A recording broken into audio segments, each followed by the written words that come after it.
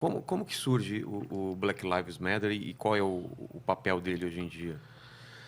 O Black Lives Matter surge em rede social, no Twitter, com a morte do Trayvon Martin, se eu não estiver enganado, que morreu antes do Michael Brown, né, eu acho, pegando cronologicamente, Tá. com a morte do Trayvon Martin, três amigas, que agora não me lembro o nome delas. Eu tenho um artigo no Medium, naquele site de blogs lá, que eu dissequei a origem e as coisas do Black Lives Matter, então chama Black Lives Matter e o racismo ideológico. Procura aí no Google que vocês vão encontrar. Black Lives Matter e o racismo ideológico. Paulo Cruz está lá no Medium, um artigo longo. Então, surge assim, na rede social, como um protesto de rede social contra o suposto genocídio do jovem negro americano e tal, tal, tal. E depois, no ano seguinte, com a morte do Michael Brown, que é lá de Ferguson, aquela que deu um baita de um Zulu lá e tacaram fogo na cidade inteira, quebraram tudo e tal. Com a morte do Michael Brown, o Black Lives Matter ganhou força. E aí ficou mais famoso. Então não é uma organização, não tem uma sede e tal, mas é uma coisa que surge na rede social, tem lá uns líderes e tal, mas é um negócio descentralizado, né?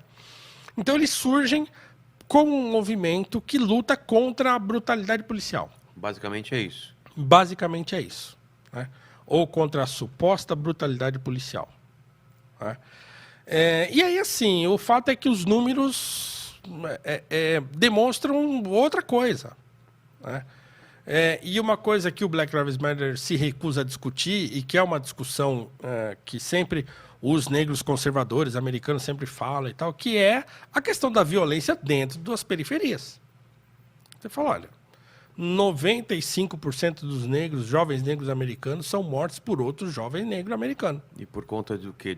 Gangue, né? Por Gangue? exemplo, gangues, né? Na criminalidade, tráfico de drogas e tal. Então lá tem muito esse negócio de gangue, né? Como nós temos aqui as facções, né? Pega aquele Bloods and Crips lá, né? Da costa oeste, né? Então os caras são super violentos, tal, um monte de, né? E tem uma violência intrínseca nesse negócio. Então quando fala aqui no Brasil, né? Ah, nós temos 63 mil assassinatos por ano e tal. Quando você fala isso na TV, o cidadão comum acha que é a polícia que mata, mas não é. Né? A polícia não mata todos esses 63. O que acontece é o seguinte: as pessoas se matam no assalto, no crime, no tráfico, né? As facções no Rio de Janeiro, aqui, PCC, aqui em São Paulo e tal. Assim, dentro da criminalidade é onde acontece a maioria dos assassinatos. A polícia mata uma porcentagem dessas pessoas, que no total é uma porcentagem pequena. O resto é a violência. Né? Então, isso lá nos Estados Unidos também acontece. Então, assim, há estatísticas lá, por exemplo, que dizem que, atualmente, um policial ele tem muito mais medo de parar um negro do que um branco, por conta da repercussão. Isso significa que não tem problema? Não. Porque eu, que fui parado muitas vezes pela polícia aqui no Brasil, eu sei como é que é. Eu sei a truculência que a polícia usa quando vai parar um molequinho na periferia. Eu sei como é que é isso aí. Eu vivi isso aí. Então, tem coisa errada? Tem. A mesma truculência que ele usa comigo, ele usa com carinha que ele vai... se ele parar um jovem... Num carro bom... Não é a mesma. Vai ser, com certeza. Entende? Então, tem. Aí, esse problema é o racismo estrutural? É o racismo? Olha, eu acho que a polícia tem uma coisa de, assim, não respeitar o pobre. Porque acontece, por exemplo... Vai muito pelo visual, né? É o estereótipo. Estereótipo, exatamente. A cor é um elemento de um estereótipo. É a cor, é a roupa... É o jeito que anda, é a região, é um monte de coisa. Monte de coisa. Veio aqui um motorista de Uber e ele fala, tem região que o cara não pega as pessoas, ele nem vai. Ele não tá vendo a cor da pessoa, mas, putz, essa região tem muito assalto. É isso. Então, por exemplo, dentro de um shopping, entra no shopping um jovem, eu dei esse exemplo recentemente, entra um jovem branco, jovem, sei lá, 16 anos, 17 anos, molecada. Entra lá, sei lá, dois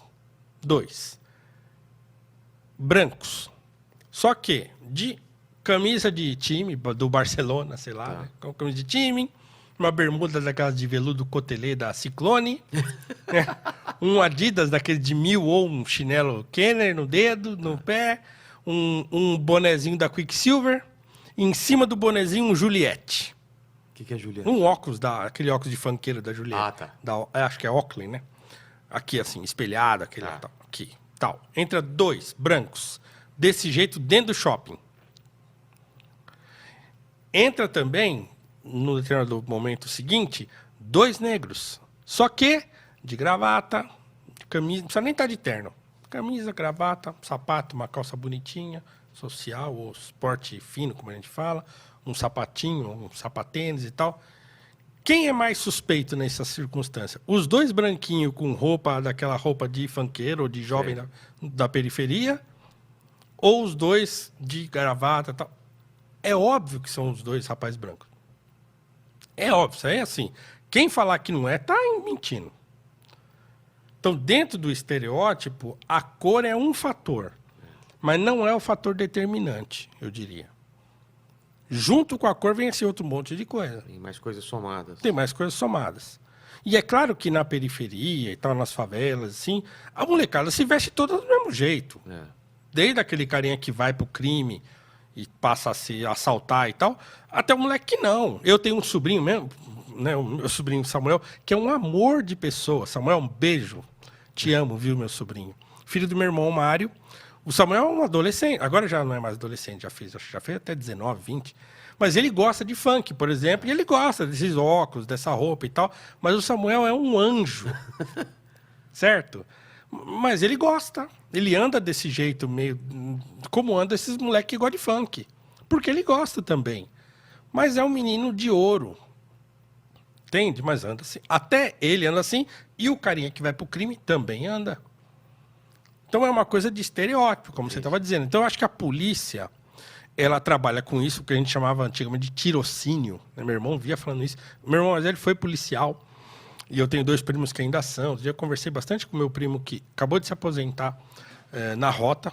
Então a gente falava sobre isso, né? Então essa questão do tirocínio policial, do cara olhar de longe, já saber que é um suspeito, que não sei o que. Eu acho que tem isso, mas tem muito essa coisa do estereótipo. Eu acho que eles lidam mal com isso.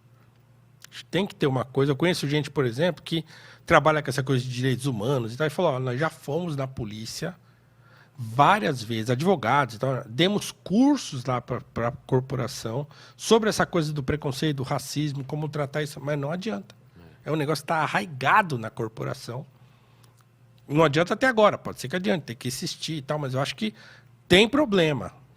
Tem problema. Igual aquele cara lá em Alphaville, lá, o policial, que o cara tá xingando de dentro da casa, falando um monte, e o policial não fez nada. Se fosse na favela, nossa, metia o pé, tinha arregaçado o cara dentro da casa dele. Exatamente. Então, essa falta de respeito de quando você cruza a linha ou não da polícia, eu acho que isso é um problema. É um problema. Lá nos Estados Unidos tem isso também? Provavelmente tem. O caso do George Floyd é um caso desse. Então, você meteu o pé no pescoço, o joelho no pescoço do cara. Totalmente dominado, sem menor perigo de reação. Era criminoso, tinha assaltado. Não interessa. Não interessa. Não interessa. Então, aquele é um caso desse. O outro caso também, agora eu não vou lembrar o nome, infelizmente eu esqueci o nome do rapaz. Mas aconteceu na mesma semana, né, ou um mês antes do caso do George Floyd, que era um rapaz que estava correndo na rua. Na verdade, ele foi visto primeiro dentro de... Eu até falei disso no meu Twitter e tal. Ele foi visto dentro de uma casa, de umas casas em construção. E aí os vizinhos, 2 caras lá, um policial aposentado, né, reformado, e o seu filho, viram esse moleque lá e disse que ele ia lá toda hora e tal, e desconfiaram. E ele estava correndo, eles foram atrás do moleque, tentaram parar ele na rua, ele correndo, ele estava fazendo o Cooper, né, correndo na rua. Foram com uma picape, o pai e o filho, fecharam o moleque, tentaram fazer ele parar, e o moleque, 2 caras brancos, o cara com uma espingarda na mão, o cara querendo que eu pare, e aí ele tentou se desvencilhar, mataram o moleque. Caramba. Então, e assim, a polícia local abafou o caso, Aí uma espécie de FBI local, que eu não sei o nome, né? Uma instância federal lá, entrou no jogo e aí prendeu o cara. Prendeu o pai e o filho. Mas então, assim, acontece. Né? Então não dá pra gente dizer não existe. Acontece. O que a gente precisa entender é que, para além disso, dessa brutalidade que por vezes ocorre, e que pode ocorrer em qualquer circunstância, como ocorreu uma brutalidade psicológica com o Lucas Penteado lá no Big Brother. Exatamente. Certo? Então, isso faz parte da vida. Né?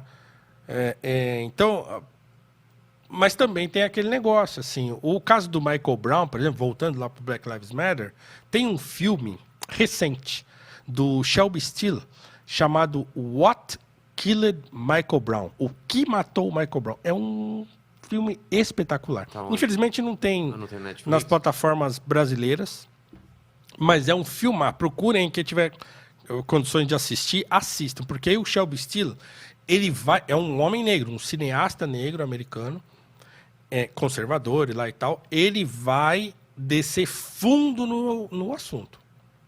E aí a gente entende ali o que aconteceu.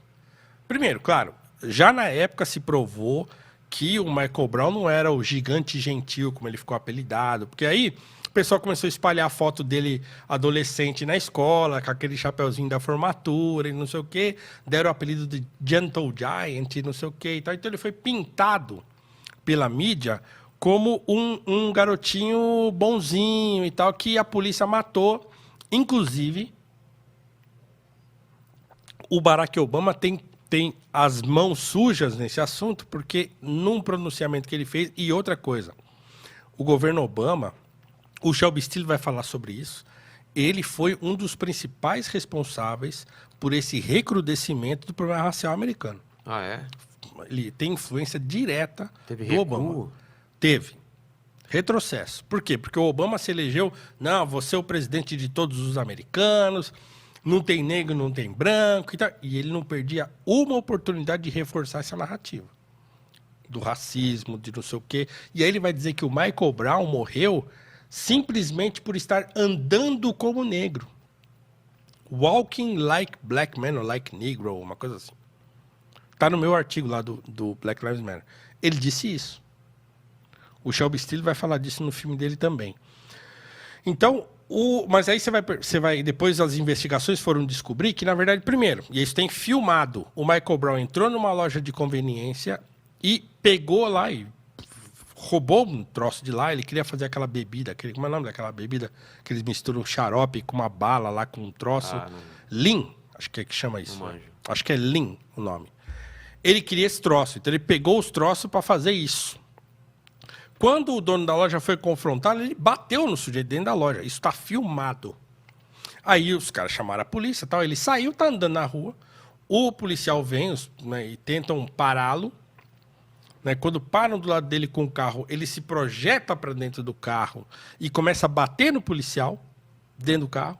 Um baita de um negrão, o moleque era grande. O policial tira a arma, ele tenta pegar a arma do policial, o policial atira, pega na mão dele. Aí ele sai do carro e sai correndo, sai andando. Os policiais descem do carro, os dois, descem do carro e pedem para ele parar, vão atrás dele, ele se volta para o policial e volta correndo para pegar o policial. Caramba. Aí o policial atira nele e morre. Foi isso que aconteceu. Isso está provado nas investigações, tem filme, tem testemunho, tem tudo. E os policiais foram inocentados. O Black Lives Matter destruíram o Ferguson por causa disso. Existe até hoje, anualmente, uma reunião, uma espécie de culto ao Michael Brown lá em Ferguson. Eles se reúnem para ficar chorando, para buscar justiça e tal, quando a história já foi... o caso já foi solucionado. Mas a narrativa é mais forte do que a verdade, nesse caso, e em vários outros. Né? Então, aquele outro rapaz também que aconteceu perto lá da época do George Floyd agora também, que o rapaz foi parado no estacionamento de um mercado, e aí ele ficou conversando um tempão com o policial, ele estava bêbado, e aí ele falou, não, eu tô bêbado, porque ele dormiu no drive-thru. Tá. Dormiu no carro. Aí o drive-thru, ele dormindo, aí acordou, ele saiu, parou o carro no estacionamento, a polícia chegou, começou a conversar com ele, tal, e ele, não, eu vou deixar meu carro aqui, minha irmã mora aqui perto e tal, não sei o quê. Aí pede para ele fazer o teste do bafômetro, ele faz. E aí os caras resolvem levar ele preso. Então o policial fala, ó, infelizmente nós vamos ter que levar o senhor e tal. Quando foram algemá-lo, ele ficou doidaço. Tomou o taser do policial, sai correndo, uma loucura e tal. Tomou um tiro lá e morreu. Depois foram descobrir que ele reagiu daquele modo porque ele tinha sido solto há pouco tempo, ele estava em liberdade condicional, ele respondia por um monte de coisa, inclusive violência doméstica, assalto, não sei o quê. Então, quer dizer, ele sabia que se ele voltasse para a cadeia, ele não saía mais. Então, ele... Né? Então, assim, o Black Lives Matter, ele tem uma pauta, que é essa pauta da brutalidade policial e tal, que, assim, confrontado com a realidade, você vê que é narrativa.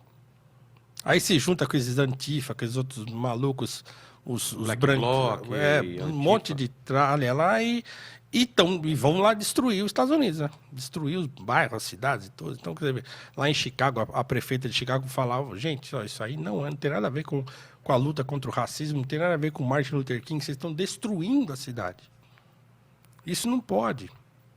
O Killer Mike, aquele rapper famoso lá, americano, também fez um discurso lá falando sobre isso e tal. Então, veja, é isso. Então, quer dizer, a narrativa começa a tomar, a ideologia começa a tomar lugar da verdade. Aqui no Brasil, a gente também padece desse problema. Então, assim, o jovem negro morre mais? Morre. Ele morre mais, sim. Por quê? Porque a periferia tem mais jovem negro, tem mais negro na periferia, a periferia é mais violenta, mas ele não morre mais porque a polícia mata mais ele. Não, ele morre mais porque a violência da periferia... Está cercando ele de tudo quanto é lado. Está cercando ele de tudo quanto é lado. Deixa eu te perguntar uma coisa. Você gostaria de viver de YouTube? Fazer seu próprio horário, trabalhar de onde você quiser e principalmente gerar muita receita? Pois é, hoje é a sua chance. Finalmente a gente lançou o Viver de YouTube, que é o único treinamento no mercado que vai te acompanhar do absoluto zero até a criação do seu canal de sucesso.